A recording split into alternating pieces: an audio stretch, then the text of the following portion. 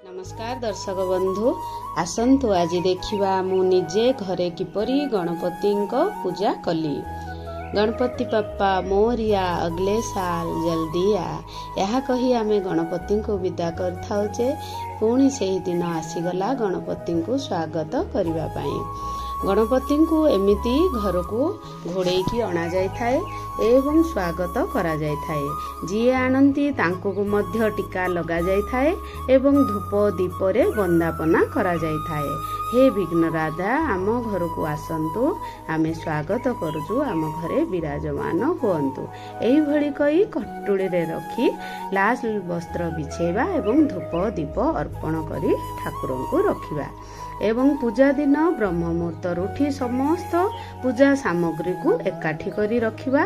सबु प्रकार फल पत्र कलशर सामग्री धूप दीप अखंड ज्योति गणपतिंकर प्रिय द्रव्य समस्त पूजा सामान को जदि आमे एकाठी करी रखिबा ताहाले आमको पूजा करिबा समय रे बारंबार उठिबा को पड़े नाही एवं पूजा रे ध्यान भंग होई न थाए। तेणु समस्त सामग्री को वस्त्र जहाँ भी ठाकुरंकर सामग्री दक्षिणा एवं नड़िया जहाँ भी अच्छी आमे कलश रे जहाँ जहाँ जल रे पकेबा सेही सबु सामग्री को आमे गोटे जगार जदि करिकी रखिदबा ताहाले पूजा करिबा समय रे आमको असुविधार सम्मुखीन होई न थाए। एवं झुणा मध्य अर्पण करा जाय थाए। अखंड ज्योति एवं धूप दीप अर्पण करा जाय थाए। तापरे मु जाइथिली मोदक बनेबा पई। प्रथमे गुड़रे नड़िया पकेई प्रथमे नड़िया पुर बने देथिली। तापरे एक प्यान रे किछि घी चीनी को भल भाबरे फुटे देथिली। पानी फुटिबा परे भल्लरे सुजी को जंती देथिली एवं भल्लरे जंतुणी हेबा परे ताको चकटी देथिली एवं चकटिबा परे एक छांच साहाय्य रे किछि तेल लगे देथिली एवं दुई साइड रे किछि किछि सुजी जंतुणी देबा परे मझिरे पुर को रखी कभर कर देथिली एवं कभर हेबा परे जहा बळका जंतुणी गुड़िक ताकू साइज रे बाहर कर देथिली। एही भली एही मोदक प्रभु गणेशंकर अति प्रिय मोदक। तेणु जेमिति हेले भी गणेश पूजा रे मोदक एहा अटा रे मध्य करा जाय थाए सुजी रे मध्य करा जाय थाए आ विभिन्न प्रकार सामग्री रे मध्य होई थाए एवं एक जाली ऊपरे कदली पत्र रखी ताकू बांफ स्टीम दे देथिली एवं प्रभु को अर्पण करथिली। पूजा स्थान को प्रथमे भल भाबरे पोछि देथिली। पोछिबा परे सेठी एक चिता लिखि देथिली। चिता ऊपरे पीढ़ा पके देथिली एवं सेही जहाँ भी आमे झोटी चिता अंकन करिया पूजा समय रे ये आमर कइंच से पळे आस्थिला। से प्राय मो पूजा करिया समय रे पळे आस्ताए घरे सबु बेले बुलु थाए एवं स्वस्तिक मु अंकन करथिली। ता ऊपरे एक पीढ़ा रखी पीढ़ा ऊपरे लाल वस्त्र बिछे देथिली एवं ता ऊपरे हळदिया चाउल रे एक स्वस्तिक करथिली गणपति बापा को स्थापन करिवा पई। एवं स्वस्तिक कले हबो जहाँ भी करी हळदिया चाउल रे खाली हळदिया चाउल रखी मध्य ठाकुर को रखा जाय थाए एवं अष्ट कमल मु बनेइथिली कलश स्थापन पई माने 8 पाखुड़ा विशिष्ट पद्म चाउल रे मु बनेइथिली एवं सेही ठाकुर को बसेवा जगह को भल भाबरे टिके सजेई देथिली एवं सजेबा परे ठाकुर को आनी सेही स्वस्तिक ऊपरे मु विराजमान करिथिली एवं प्रथमे रखिबा परे मु दीप प्रज्वलन करिथिली। दीपं ज्योति परम ब्रह्म दीपं ज्योति जनार्दनं दीपं ज्योति हरे पापं दीपं ज्योति नमस्तुते। प्रथमे दीप प्रज्वलन करी जगह को सुगंधित एवं वातावरण को शुद्ध करा जाय थाए। तापरे पूजा कार्य आरंभ होई थाए। प्रथमे कलश स्थापन करथिली एवं प्रथमे कलश रे स्वस्तिक रक्षा सूत्र बांधी देथिली। कलश रे गुआ स्वर्ण हळदी चाउल इत्यादि अर्पण करथिली एवं आंब डाल रे चंदन सिंदूर लगे दे पूर्ण पात्र रखी देथिली। ता ऊपरे नड़िया रे वस्त्र रक्षा सूत्र को भल भाबरे गुड़े देथिली एवं मु संकल्प करथिली। हे संकल्प रे कहिथिली प्रथमे ओम विष्णुवे नमः ओम विष्णुवे नमः ଏଇଭଳି 3 ଥର କହିଥିଲି, ହେ ଗଣପତି ବାପା ମୁଁ ଆପଣଙ୍କୁ ପୂଜା କରିବା ପାଇଁ ଯାଉଛି। ନାମ, ଗୋତ୍ର, ଜାଗା, ବୟସ, ତିଥି କହି ମୁଁ ଆପଣଙ୍କ ପୂଜା ନିର୍ବିଘ୍ନରେ ସମ୍ପନ୍ନ କରୁଛି। ମୋର ଏହି ପୂଜା ଭଲ ଭାବରେ ହଉ, ଭଲରେ ମୋର ପୂଜା ସମ୍ପନ୍ନ, ମୋ ପୂଜାରେ ଭୁଲ ଥିଲେ ମୋତେ କ୍ଷମା କର। ଏଇଭଳି ହାତରେ କିଛି ଜଳ, ଗୁଆ, ପୁଷ୍ପ, କୁଶ ଏବଂ ଦୁବ, ଦକ୍ଷିଣା ଏଇଭଳି ଧରି ଆମେ ଠାକୁରଙ୍କୁ ଅର୍ପଣ କରିବା। କଳସରେ ସମସ୍ତ ପ୍ରକାର ପୁଷ୍ପ, ଦୁବ ଏବଂ ଚନ୍ଦନ, ସିନ୍ଦୁର, ଧୂପ, ଦୀପ ଅର୍ପଣ କରି ଭଗବାନଙ୍କୁ କଳସରେ ଆବାହନ ହୋଇଥିବା ଦେବଗଣଙ୍କୁ ପ୍ରାର୍ଥନା କରିବା। କହିବା, ଆସ ହେ ପ୍ରଭୁ, କଳସରେ ଆପଣଙ୍କୁ ଆବାହନ କରୁଛି। ଆପଣ କଳସରେ ବିରାଜମାନ ହୁଅନ୍ତୁ, ସ୍ଥାପିତ ହୁଅନ୍ତୁ ଏବଂ ପୂଜା ପାଆନ୍ତୁ। ମୋ କଳସରେ ସ୍ଥିର ହୋଇ ରୁହନ୍ତୁ। ଏହିଭଳି ସ୍ଥିରୀକରଣ ମନ୍ତ୍ର ଗାଇ ଠାକୁର କଳସର ଦେବତାଙ୍କୁ, ବରୁଣ ଦେବତାଙ୍କୁ ଆମେ ସ୍ଥିର କରିବା ଏବଂ ତାଙ୍କର ପାଦ ଧୋଇଦେବା। କିଛି ଜଳ ଏବଂ କିଛି ପୁଷ୍ପରେ ତାଙ୍କ ପାଦକୁ ଧୋଇ ଅର୍ଘ୍ୟ ଅର୍ପଣ କରିବା ଏବଂ ଧୂପ ଦୀପ ସମର୍ପ୍ୟାମି ଏଇଭଳି କହି କଳସ ଦେବତାଙ୍କୁ ପୂଜା କରି ଧୂପ ଦୀପ ଦେଖାଇବା। ତାପରେ ଅଖଣ୍ଡ ଜ୍ୟୋତି ପ୍ରଜ୍ୱଳନ କରିବା।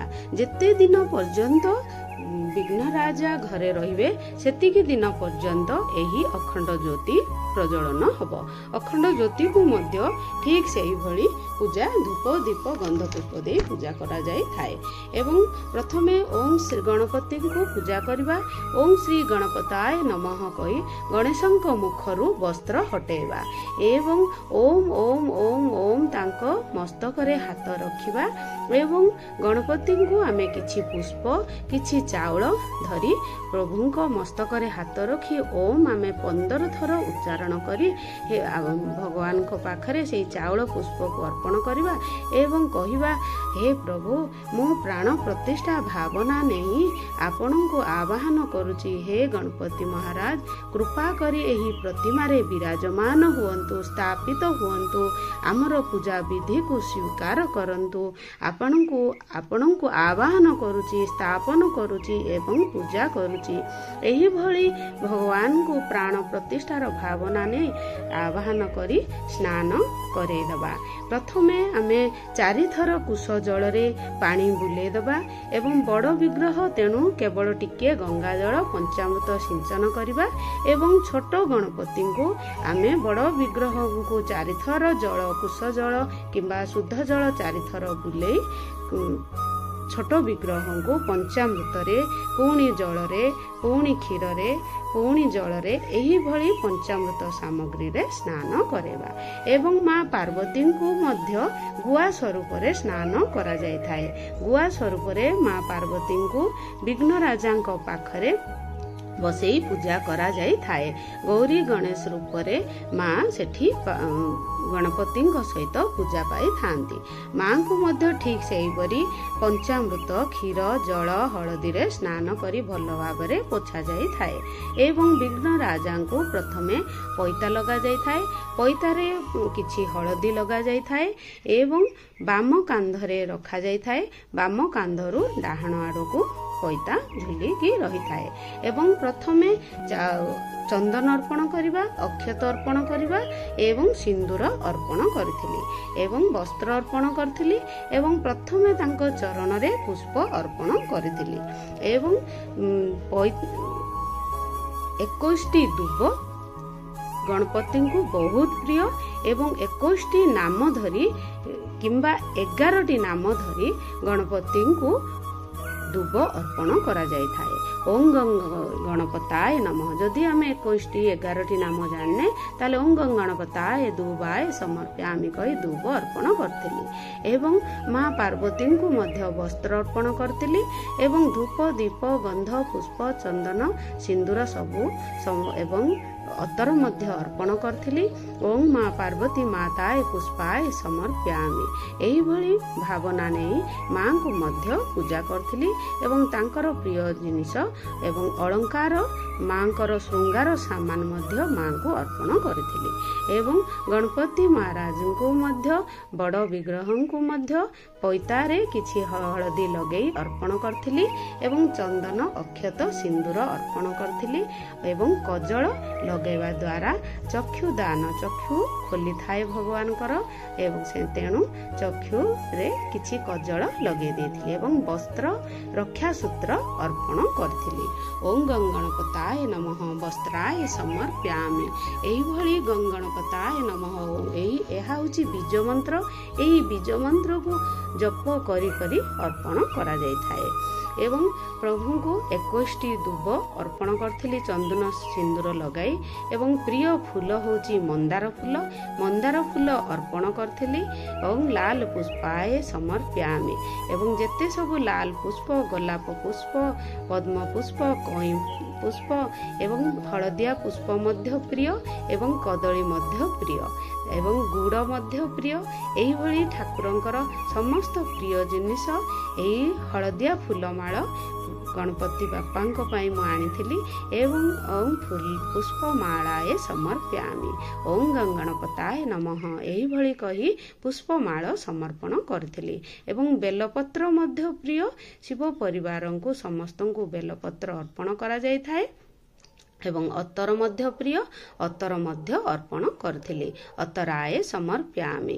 ଏହିଭଳି ବକ୍ରତୁଣ୍ଡ ମହାକାୟ କୋଟି ସୂର୍ଯ୍ୟ ସମର୍ପଭା ନିର୍ବିଘ୍ନଂ କୁରୁ ମେ ଦେବ ସର୍ବକାର୍ଯ୍ୟେଷୁ ସର୍ବଦା ଏବଂ ମୟୂରପୁଚ୍ଛ ପ୍ରିୟ ହୋଇଥାଏ, ତାହାକୁ ମଧ୍ୟ ଅର୍ପଣ କରିଥିଲି ଏବଂ କିଛି ଦର୍ପଣ ମୁଁ ଠାକୁରଙ୍କୁ ଦେଖେଇଥିଲି। ପ୍ରଭୁ ମୁଁ ଆପଣଙ୍କର ଶୃଙ୍ଗାର କରିଛି, ଦେଖନ୍ତୁ ଆପଣଙ୍କୁ ଭଲ ଲାଗୁଛି ନା ନାହିଁ। ଏହିଭଳି ଭାବନା ନେଇ ଦେଖେଇଥିଲି ଏବଂ ଧୂପ ଦୀପ ଅର୍ପଣ କରିଥିଲି।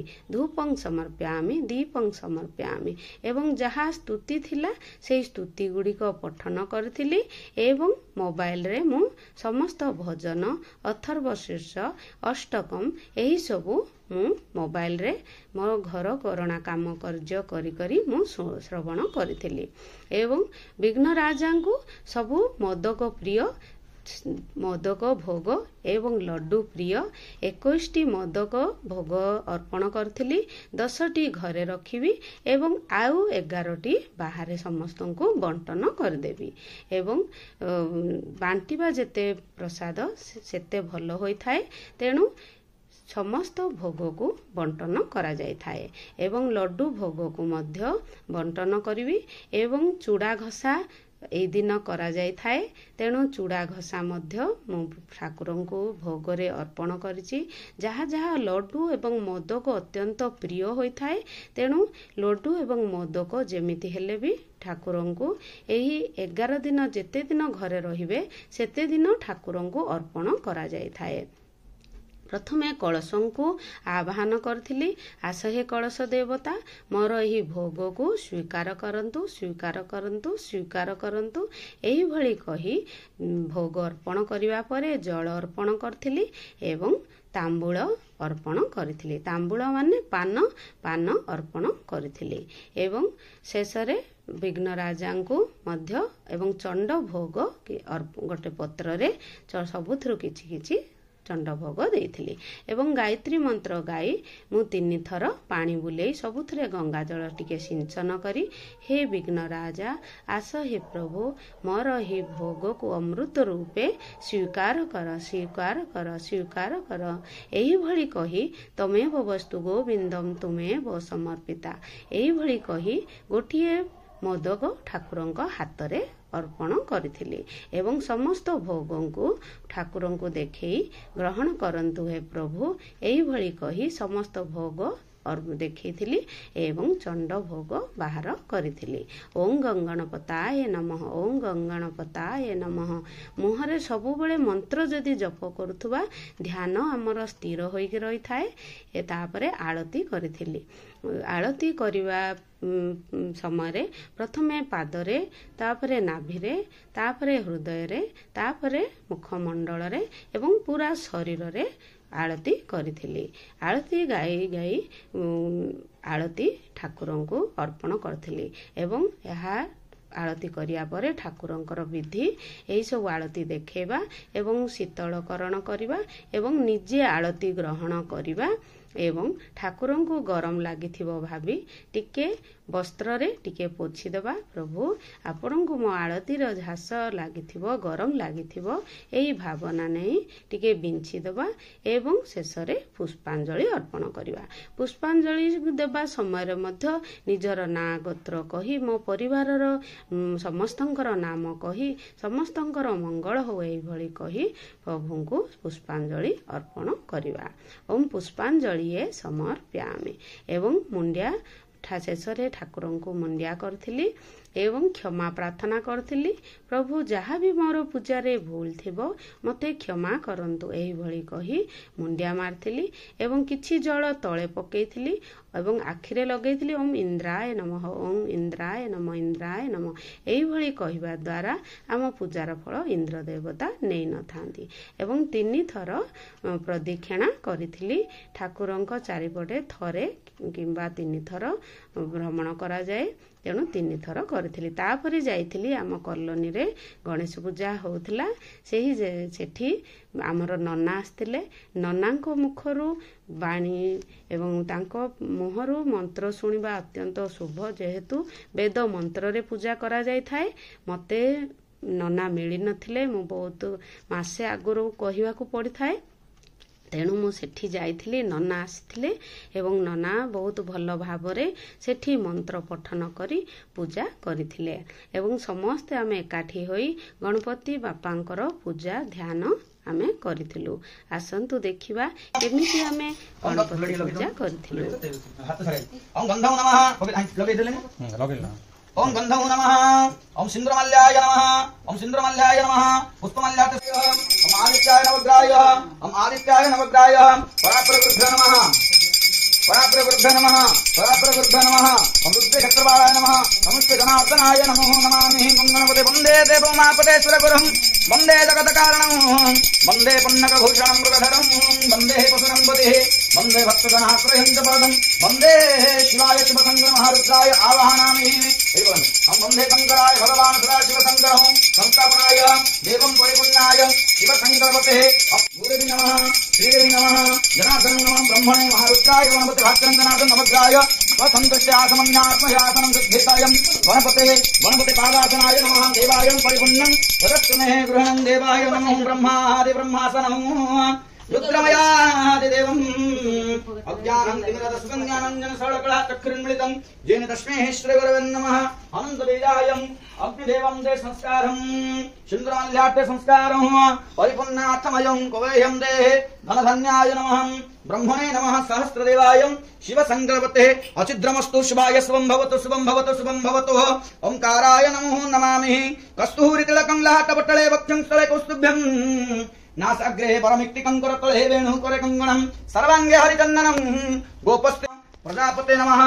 लक्ष्मीनृष्णाय नमः, राधाकृष्णाय नमः, गौरीप्रियाय नमः, ओं कार्तिकेय नमः, अष्टचण्डिकाय नमः, ग्रामदेवत्याय नमः, प्राणदेवताय नमः, वास्तुदेवताय नमः।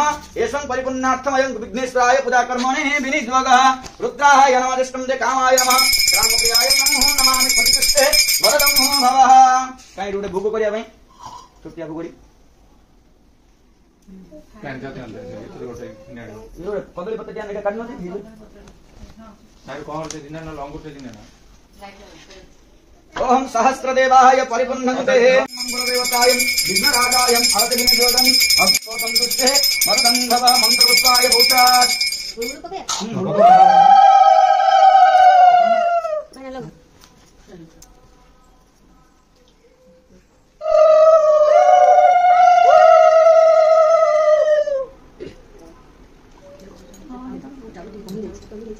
ସମସ୍ତ ପୂଜା ଏଇଭଳି ଦୁ ଚାଉଳ ଦେବା ପରେ ଆମ ପୂଜା ସେଠି ସରି ଯାଇଥିଲା। ତାପରେ ସୂର୍ଯ୍ୟ ମୁଁ ମଧ୍ୟ ଦୁ ଚାଉଳ ଅର୍ପଣ କରିଥିଲି। ସମସ୍ତେ ଆମେ ଦୁ ଚାଉଳ ଅର୍ପଣ କରିବା ପରେ ସୂର୍ଯ୍ୟଦେବଙ୍କୁ ତୁଳସୀ ମାତାଙ୍କୁ ମଧ୍ୟ ପୂଜା କରିଥିଲୁ ଏବଂ ପୂଜା ଶେଷ କରି ଆମେ ସମସ୍ତେ ଘରକୁ ଆସିଥିଲୁ।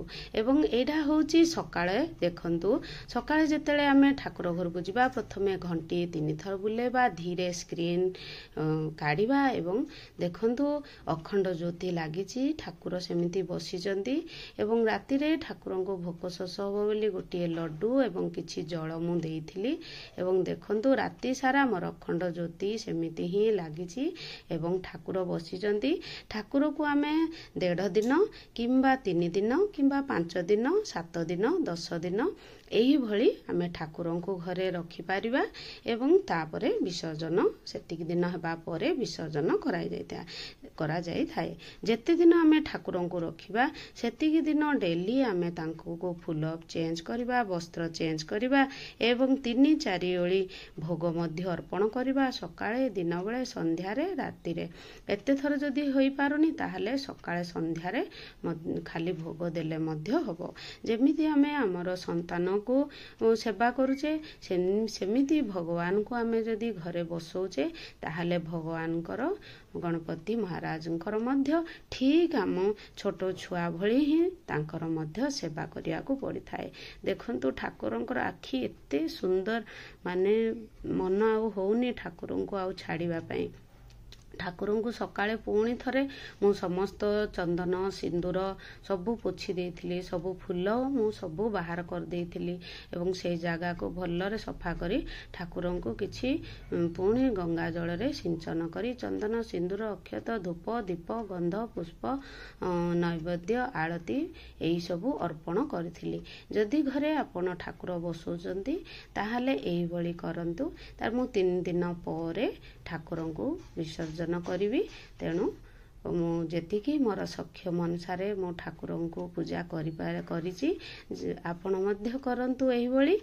ଯଦି ଆମେ ଭକ୍ତି ଏବଂ ନିଷ୍ଠାର ସହିତ ଭଗବାନଙ୍କୁ ସେବା କରିବା ତାହେଲେ ଭଗବାନ ନିଶ୍ଚୟ ଆମ ଉପରେ କୃପା କରିବେ ଏବଂ ଗଣପତି ବାପା ମୋରିଆ ଅଗଲେ ସାଲ ଜଲ୍ଦି ଆ ଏହିଭଳି କହି ଗଣପତି ବାପାଙ୍କୁ ଆମେ ବିସର୍ଜନ କରିବା ଏବଂ ଡାକିବା ଆର ବର୍ଷକୁ ପୁଣି ଥରେ ଏମିତି ଆସନ୍ତୁ, ପୁଣି ଆମ ଜୀବନରେ ବହୁତ ଆନନ୍ଦ ଉଲ୍ଲାସ ଭରି ଦିଅନ୍ତୁ।